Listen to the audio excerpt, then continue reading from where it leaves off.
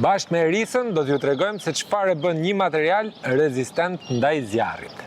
I lirë, materialet e ndërtimit janë të kategorizuar sipas certifikimeve europiane në normën 13501 dhe klasifikohen me gërma nga A-ja deri tek E-ja për shkallën e djegshmërisë. Materialet si leshi i gurit dhe leshi i xhamit për shembull janë të dyja të kategorisë A1 që janë të padjegshme dhe ndihmojnë në mbrojtjen e strukturës dhe në jetën e njerëzve. Ku përdoret leshi i gurit? Leshi i gurit me dëndësi të lartë përdoret kryesisht në mbështjelljen e objektit, në fasadë dhe në terraca, për të mbrojtur strukturën dhe muraturën nga zjarri. Po leshi i xhamit?